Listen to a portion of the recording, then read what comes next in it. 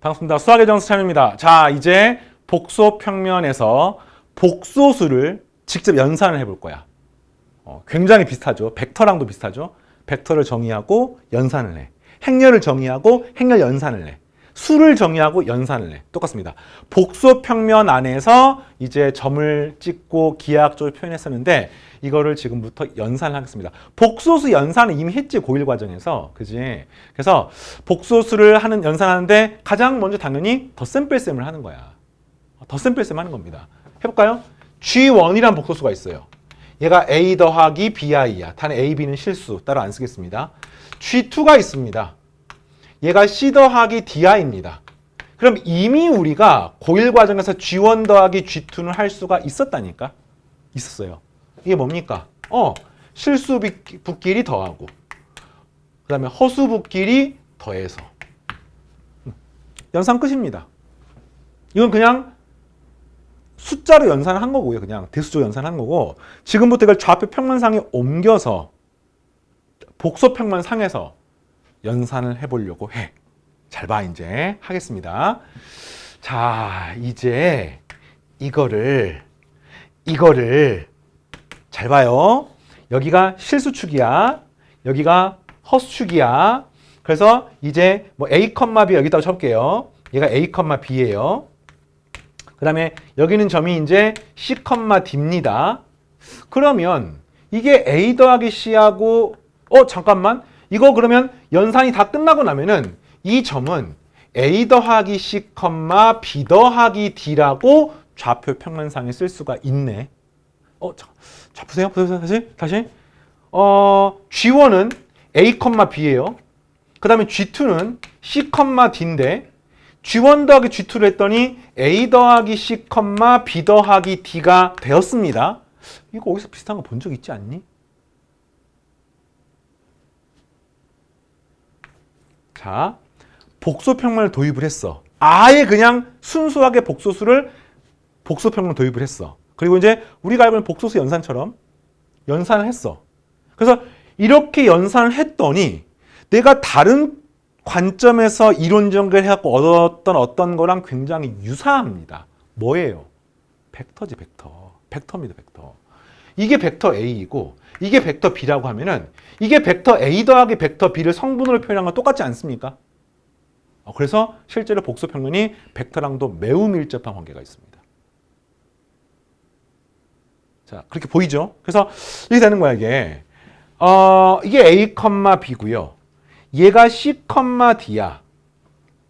그러면 내가 두 복소수를 더한 G1, G2를 표현하게 되면은 평행 사변형을 그려서 여기서 이렇게 가는 벡터에 해당하는 이 점, 얘가 G1 더하기 G2라고 쓸 수 있네. 이해되겠습니까? 물론 이제 예전 교육과정에 얘가 있었을 때도 복소평면을 벡터하고 같이 관련지어서 이론 전개를 하진 않았습니다. 뭐 그런 게 시험에 나오진 않았었는데 어차피 우리는 고교 과정이 있기 때문에 하는 게 아니기 때문에 이런 관점도 당연히 아셔야 돼요. 알겠어요? 그러면 이제 이런 개념이 편리해. 우리가 앞에서 벡터에서 했던 수많은 접근 과정들, 이론들, 공식들을 이 복소평면에서 그대로 사용해도 실제로 됩니다, 이게. 실제로 됩니다. 근데 이제 뭐 너무 세면 과하게 막 벡터를 도입하지는 않을 거고, 일단은 이 정도로만 상식적으로 이해하면 되겠어요.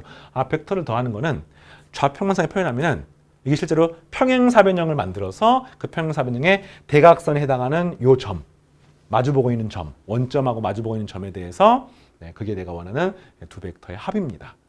자, 이해되겠죠? 그럼 좋아요. 잘 보세요. 두 벡터를 이제부터 빼볼 거야. 차를 할 거야. 차. 똑같이 해볼게요. 얘가 A, B. 얘가 C, D. 얘가 G1. 얘가 G2. 자, 여러분에게 지금부터 G1-G2를 한번 해봐라고 할 겁니다. 그러면 그냥 고민할 것 없이 원래 대수적으로는 이 숫자 그냥 봐가지고 뭐지 이게 A-C, B-T 하고 끝 아닙니까?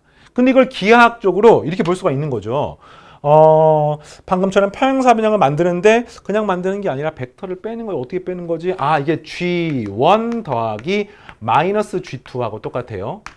알겠죠? 근데 그 마이너스 G2의 의미가 뭐냐면 여기 G2잖아요. 이거를 그대로 대칭 이동하면 이 점이 마이너스 C, 마이너스 D가 되는데 그때 이 점이 G2의 마이너스에 해당하는 빼기 G2가 아니라 그냥 마이너스 G2라고 하는 마이너스 C, 마이너스 DI라고 하는 이런 점이 되는 겁니다.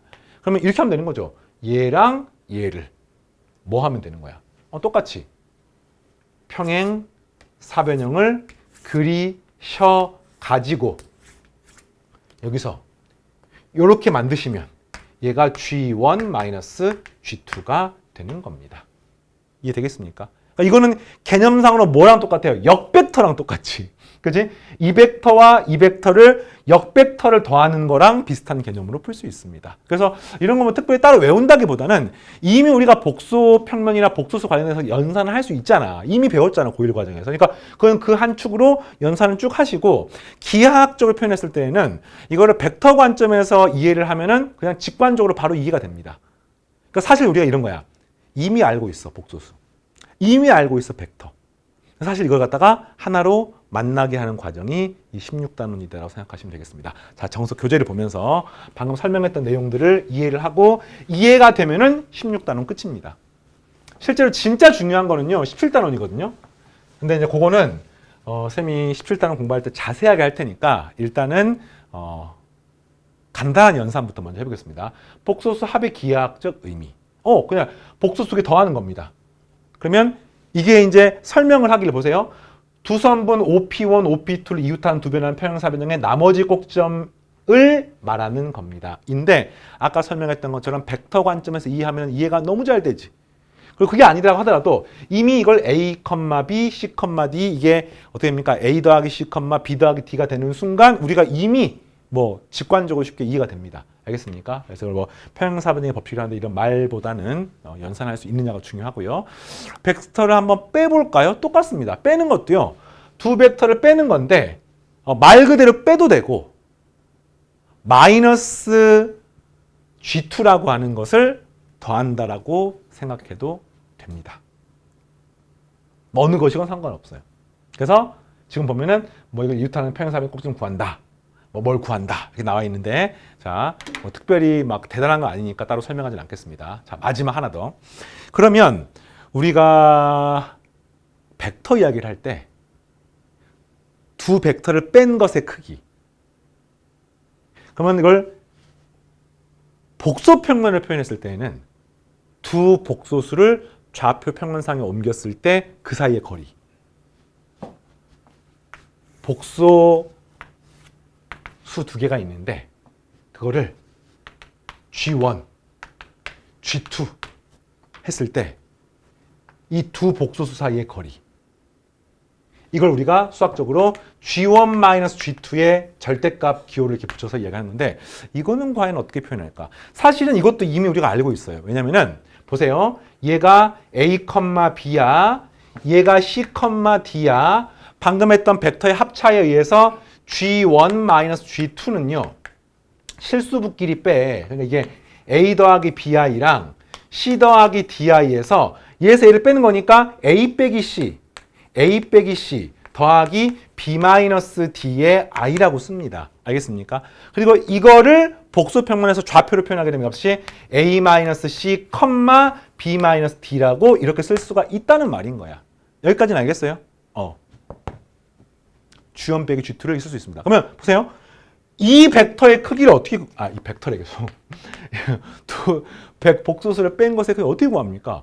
당연하죠. 루트에 이거 제곱 더하기 이거 제곱이니까 이게 A 빼기 C의 제곱 더하기 B 빼기 D의 제곱이라고 쓰는 겁니다. 끝입니다. 근데 이게 사실은 뭐랑 똑같아요?